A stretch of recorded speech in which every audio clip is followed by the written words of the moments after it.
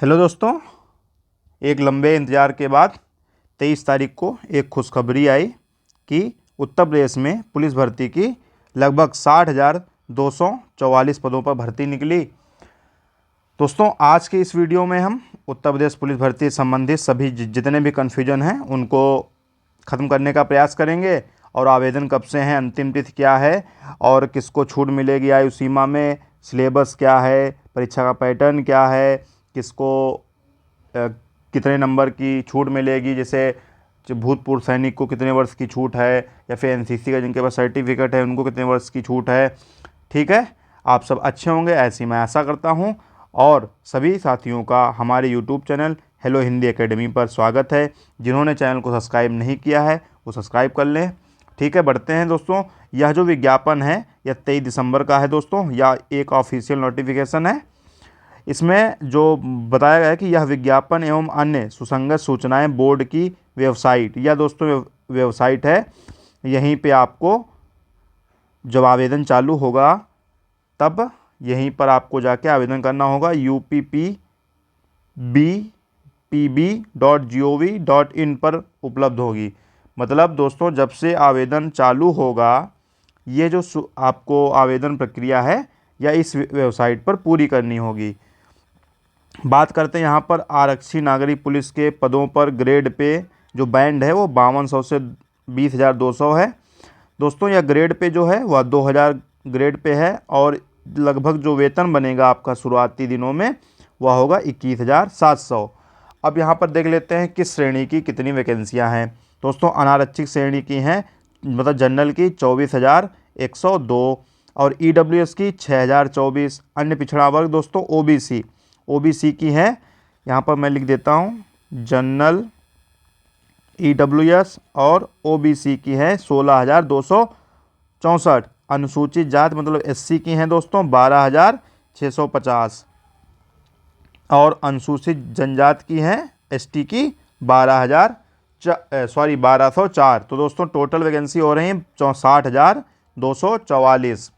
अब यहाँ पर दोस्तों जो मुख्य बिंदु हैं दोस्तों, वैसे पीडीएफ तो 28 पेज का है और वीडियो बनेगी लगभग 6-7 घंटे की, लेकिन जो बात याद रखने योग्य हैं, फार्म भरते समय आपको किन सावधानियाँ को ध्यान में रखना है वो सब आपको बताएंगे।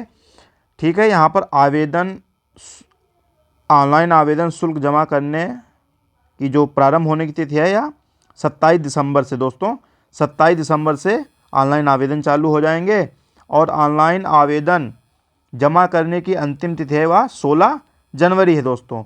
और शुल्क समायोजन एवं आवेदन में संशोधन की अंतिम तिथि है 18 जनवरी। तो दोस्तों जो मुख्य डेट हैं वह दो हैं, एक तो 27 दिसंबर से 16 जनवरी तक, ये 2 डेट आपको याद रखनी है। और इस भर्ती प्रक्रिया में जो आवेदन शुल्क है वह 400 रुपये निर्धारित किया गया है दोस्तों। यह सभी के लिए 400 रुपये निर्धारित किया गया है। और अहर्यताएँ क्या हैं दोस्तों, मतलब साफ कहने का मतलब है कि आप भारत के नागरिक हों। ठीक है, इस पर ज़्यादा ध्यान देने की बात नहीं है। अगर आप भारत के नागरिक हैं तो आप भर सकते हैं। ठीक है, और इसमें ये तिब्बती और ये म्यांमार और ये सब दिया गया है, Uganda, United Republic of Tanzania से प्रव्रजन प्रक्रिया, मतलब जो भी भारत सरकार का भूमि नियम कानून है उसके तहत अगर अन्य लोग भी करेंगे तो वो कर सकते हैं। लेकिन हमारे लिए क्या है ध्यान देने योग्य बात कि भारत का नागरिक हो। शैक्षिक अहर्यता, अब यहाँ पर दोस्तों यह सबसे गौर करने की बात है, भारत में विधि द्वारा स्थापित बोर्ड द्वारा 10वीं और 12वीं कक्षा उत्तीर्ण या भारत सरकार द्वारा मान्यता प्राप्त उसके समकक्ष अहर्यता होनी आवश्यक है। ठीक है, ये तो हो गई बात। अब दोस्तों जो मेन बात है कि क्या 12th पास वाले भर सकते हैं या फिर 12th जो अपेयरिंग में जो परीक्षा देने जा रहे हैं वो भी भर सकते हैं। तो यहाँ पर साफ साफ कहा गया है कि अपेक्षित शैक्षिक अहर्यता हेतु परीक्षा में सम्मिलित हुए, मतलब अपियर्ड अथवा सम्मिलित होने वाले अपेयरिंग अभ्यर्थी पात्र नहीं होंगे। मतलब यहाँ पर 12th पास होना जरूरी है। जो परीक्षा देने जा रहे हैं या जो मतलब सम्मिलित हुए हैं वो लोग नहीं भर सकते हैं। सम्मिलित हुए मतलब जिनका अभी तक रिजल्ट नहीं आया है, मतलब पास होना जरूरी है 12th। अपियर्ड जो हो चुके हैं, मतलब उनका परीक्षा फल नहीं आया और जो होने जा रहे हैं, मतलब जो परीक्षा देने जा रहे हैं, वो पात्र नहीं है, साफ कर दिया यहाँ पर। ठीक है। और अधिमानी अहर्ताएँ क्या हैं दोस्तों, जैसे अन्य जो छूट मिलती है वो अगर आपके पास DEOACC सोसाइटी से कंप्यूटर में ओ लेवल होता है ना दोस्तों, ओ लेवल का प्रमाण पत्र अगर है तो उसमें आपको छूट मिलेगी। प्रादेशिक सेना में न्यूनतम 2 वर्ष की अभी तक सेवा की हो या फिर आपके पास NCC का B सर्टिफिकेट हो। ठीक है, ये कहा गया है। आयु दोस्तों, आयु क्या है, 18 वर्ष से 22 वर्ष तक। ठीक है, आप लोग घबराइए नहीं, इसमें छूट भी दी गई है दोस्तों। वह छूट कितनी दी गई है आगे इसी नोटिफिकेशन में बताया गया है, आप लोग पूरा वीडियो देखिए तब आपको समझ में आ जाएगा। तब अब यहाँ पर देखिए, पुरुष अभ्यर्थी ने दिनांक 1/7/2023 को 18 वर्ष की आयु पूरी कर ली हो और 22 वर्ष की आयु प्राप्त न की हो, अर्थात अभ्यर्थी का जन्म 2 जुलाई 2001 से पूर्व तथा 1 जुलाई 2005 के बाद नहीं होना चाहिए। मतलब सीधा कहने का है कि 18 से 22 तक के वर्ष के आयु के पुरुष जो हैं वह भर सकते हैं। महिला क्या है, 1/7/2023 को 18 वर्ष पूरी कर ली हो और 25 वर्ष की आयु प्राप्त न की हो, अर्थात जन्म 2 जुलाई 1998 से पूर्व तथा 1 जुलाई 2005 के बाद नहीं होना चाहिए। दोस्तों, जो लोग जानते हैं कि अगर उनको लग रहा होगा ये ओवर एज हो गए हैं तो आप लोग घबराइए नहीं, सभी को उसमें 5 वर्ष की छूट दी गई है। और किनको 5 वर्ष की छूट दी गई है वह हम आगे इसी नोटिफिकेशन में बताएंगे। दोस्तों, चरित्र का मतलब ये है कि चरित्र जो हम लोग चरित्र प्रमाण बनवाते नहीं हैं तो वही है, अभ्यर्थी द्वारा चरित्र ऐसा होना चाहिए कि वह सरकारी सेवा में सेवा योजन के लिए सभी प्रकार से उपयुक्त हो।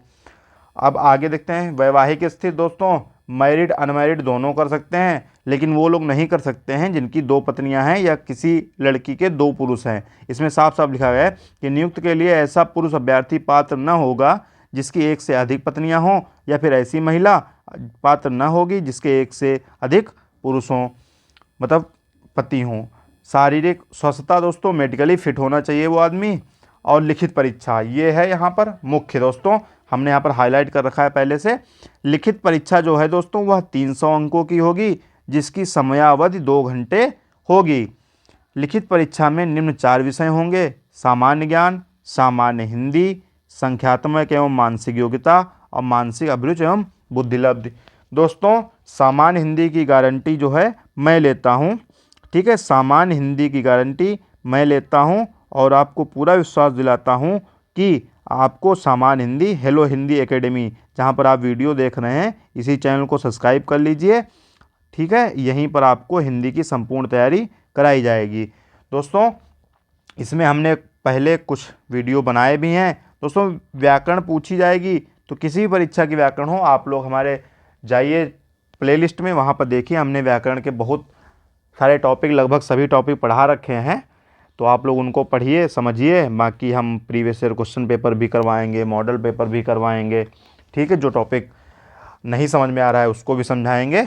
तो आप लोग सामान्य हिंदी के लिए हमारे चैनल को सब्सक्राइब कर लीजिए और आप लोग सब्सक्राइब करने से पहले एक बार देख लीजिए हमारी प्लेलिस्ट में जाके, फिर उसके बाद सब्सक्राइब कीजिए। आगे बढ़ते हैं कि परीक्षा जो है OMR निर्धारित हो, मतलब OMR आधारित परीक्षा प्रणाली के अनुसार संपन्न कराई जाएगी। मतलब कहने का है कि परीक्षा जो है दोस्तों वह ऑफलाइन होगी। दोस्तों, जो परीक्षा है वह ऑफलाइन होगी। ठीक है, और नॉर्मलाइजेशन की प्रक्रिया भी अपनाई जाएगी। आगे बढ़ते हैं कि OMR उत्तर पत्रक की 3 प्रतियां होंगी जिसमें से 1 मूल प्रति होगी। दोस्तों, यह बहुत ही ध्यान देने योग्य बात है, कई बार हड़बड़ी में हमसे गलती हो जाती है, तो आप लोगों के जितने भी कन्फ्यूजन है वो सभी खत्म करेंगे। द्वितीय प्रति बोर्ड की और तृतीय, दोस्तों ये ध्यान देने योग्य, जो आप लोग एक OMR लाएंगे आंसर की जो प्रति होगी वह तृतीय प्रति होगी, उस पर लिखा होता है अभ्यर्थी। ठीक है, अभ्यर्थी की प्रति। ठीक है, तो पहली जो होगी मूल होगी, द्वितीय बोर्ड की होगी, तृतीय अभ्यर्थी की होगी, यहाँ पर साफ कर दिया गया है। और आगे फिर से वही बात कही गई है कि जो वेबसाइट है जहाँ पर आपको आवेदन ऑनलाइन करना होगा, जो 27 दिसंबर से चालू होगा, वह जो है वैसे बहुत से लोग, मतलब बहुत से लोग क्या, आप लोग सरकारी जल्द पर भी देख लेंगे, वहाँ भी देते हैं वो लोग। लेकिन अगर आप ऑफिशियल जो वेबसाइट है वह विभागीय वेबसाइट ये है कि uppbpb.gov.in। आगे बढ़ते हैं। शारीरिक मानक परीक्षण की यहाँ पर ऊंचाई, दोस्तों जो ऊंचाई है मतलब लंबाई है, यहाँ पर सामान्य एवं अन्य पिछड़े वर्ग, जनरल एवं ओबीसी वर्गों के और अनुसूचित जातियों के पुरुष अभ्यर्थियों के लिए न्यूनतम जो ऊंचाई है, जो लंबाई है, वह दोस्तों लंबाई 168 सेंटीमीटर होनी चाहिए। ठीक है। और अनुसूचित जनजाति मतलब एसटी के लिए वह 160 सेंटीमीटर होनी चाहिए। सीना दोस्तों सामान्य एवं अन्य पिछड़े वर्ग एवं अनुसूचित जातियों के लिए न्यूनतम 79 सेंटीमीटर और फुलाने पर 84 सेंटीमीटर होना चाहिए। और अनुसूचित जनजातियों मतलब एसटी के लिए 70 सेंटीमीटर सीना बिना फुलाए और कम से कम फुलाने पर 82 सेंटीमीटर होना चाहिए। यहाँ पर ध्यान देने योग्य बात है कि सभी के लिए जो है वह न्यूनतम 5 सेंटीमीटर फुलाना अनिवार्य है। मतलब 5 सेंटीमीटर जो है सीना सभी को फुलाना है, चाहे वो जनरल हो, चाहे ओबीसी हो, चाहे एसटी हो और चाहे एससी हो। महिला अभ्यर्थियों के लिए दोस्तों शारीरिक जो है मानक क्या है कि उनकी ऊंचाई जो है 152 सेंटीमीटर होनी चाहिए। सामान्य अन्य पिछड़ा वर्ग एवं अनुसूचित जातियों की महिलाओं की 152 सेंटीमीटर। ठीक है। देखो ओबीसी, एससी और जनरल की महिलाओं के लिए 152 सेंटीमीटर और अनुसूचित जनजातियों मतलब एसटी के लिए 147 सेंटीमीटर होनी चाहिए लंबाई। वजन महिलाओं का कम मतलब न्यूनतम इससे कम नहीं होना चाहिए, 40 किलोग्राम से महिला का वजन कम नहीं होना चाहिए। और यहाँ पर अब दौड़ के बारे में बताया गया है कि पुरुष अभ्यर्थियों है तो 4.8 किलोमीटर 25 मिनट में दौड़ना है और महिला अभ्यर्थियों को 2.4 किलोमीटर की दौड़ 14 मिनट में पूरी करनी है। अब आगे बढ़ते हैं। चयन एवं अंतिम योग्यता सूची।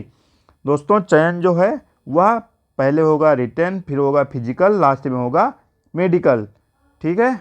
अब आइए यहाँ पर आरक्षण आयु व आयु सीमा में छूट। दोस्तों अब यहाँ पर जो मैंने कहा था ना कि इसको छूट मिलेगी, तो देखिए अनुसूचित जाति को दोस्तों 5 वर्ष की छूट मिलेगी। ठीक है।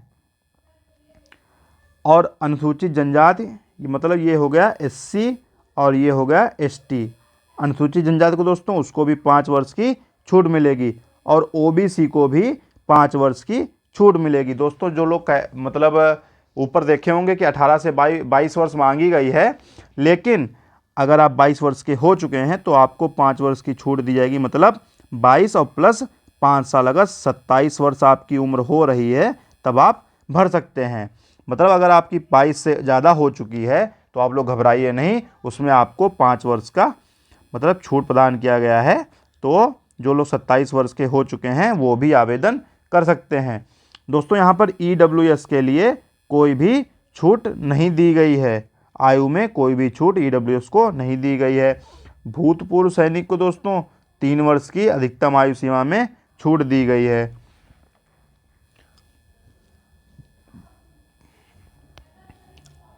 दोस्तों यहाँ पर स्वतंत्रता संग्राम के जो सेनानी हैं, मतलब स्वतंत्रता संग्राम सेनानी के जो आश्रित हैं, मतलब आपके दादा बाबा या जो भी स्वतंत्रता संग्राम में भाग लिए होंगे उनको भी छूट दी गई है। भूतपूर्व सैनिकों को भी अलग से उनकी छूट, उनका कोटा होता है।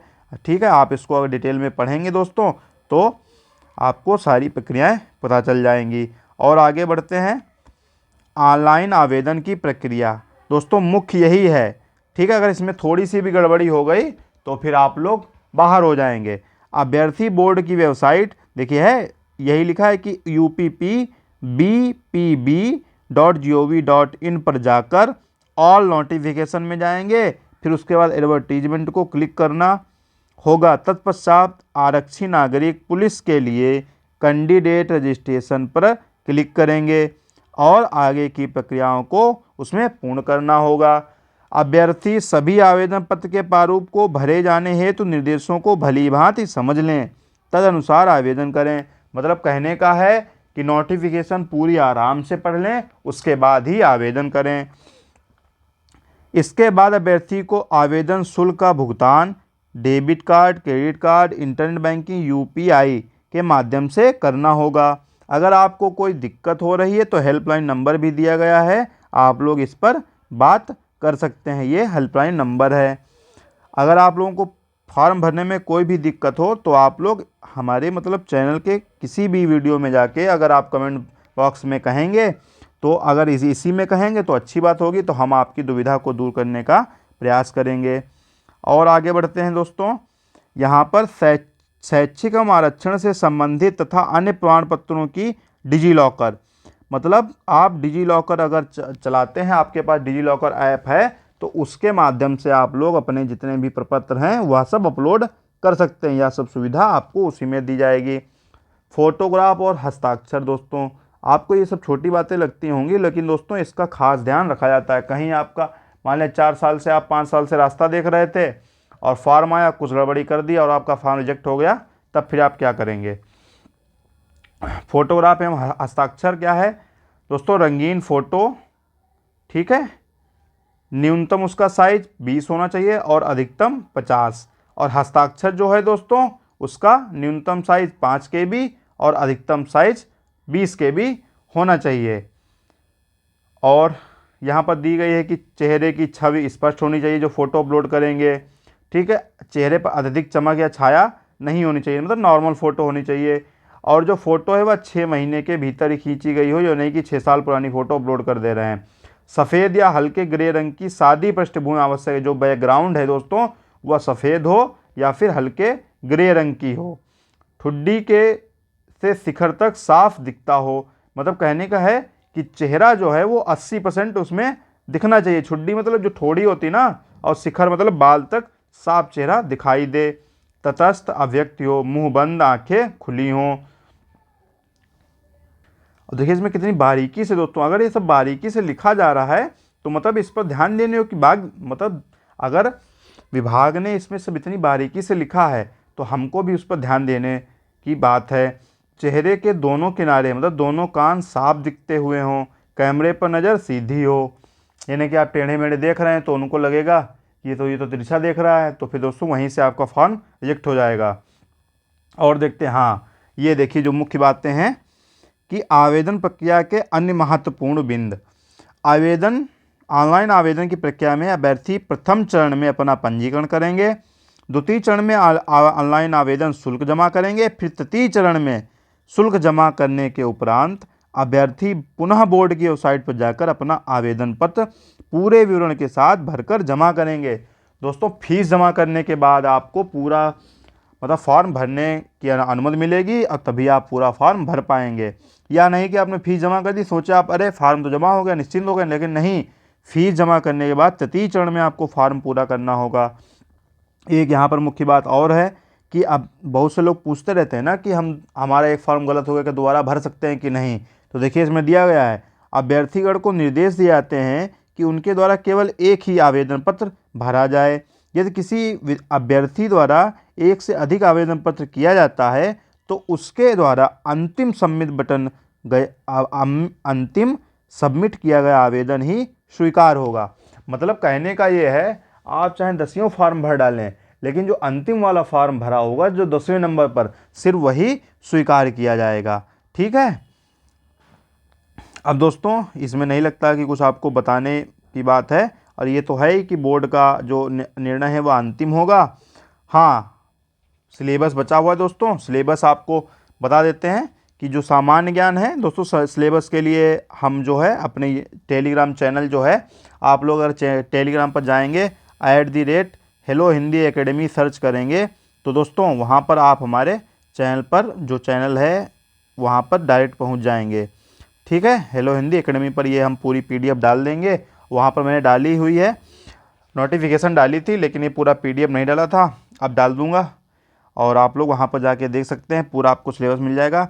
दोस्तों जो GK है उसका पूरा सिलेबस दिया गया है कि क्या क्या पूछा जाएगा। भारतीय इतिहास, सामान्य विज्ञान, संविधान, अर्थव्यवस्था, भारतीय कृषि, व्यापार, जनसंख्या, पर्यावरण, यही सब है। और दोस्तों सामान्य हिंदी में हिंदी एवं अन्य भारतीय भाषाएं, देखिए 1 नंबर। 2 नंबर हिंदी व्याकरण का मौलिक ज्ञान, इसमें क्या क्या होगा, हिंदी वर्णमाला होगी, तद्भव तत्सम होंगे, पर्यायवाची, विलोम, अनेकार्थ, वाक्यांशों के लिए एक शब्द, ठीक है, समरूपी भिन्नार्थक, जिनको समश्रुति भिन्नार्थक भी कहते हैं, ठीक है, अशुद्ध वाक्यों को शुद्ध करना, लिंग, वचन, कारक, सर्वनाम, विशेषण, क्रिया, काल, वाच्य, अव्यय, उपसर्ग, प्रत्यय, संधि, समास, विराम चिन्ह, मुहावरे, लोकोक्तियाँ, रस, छंद, अलंकार आदि।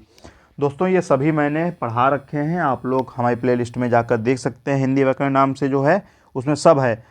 कंप्रीहेंशन दोस्तों, अपठित बोध है, प्रसिद्ध कवि एवं लेखक, उनकी प्रसिद्ध रचनाएं, हिंदी भाषा के पुरस्कार एवं विविध। दोस्तों सामान्य हिंदी की मैं फिर कह रहा हूँ कि गारंटी मैं लेता हूँ, आपको सामान्य हिंदी पूरी मैं तैयार करवाऊँगा, ये चैनल तैयार करवाएगा आपको।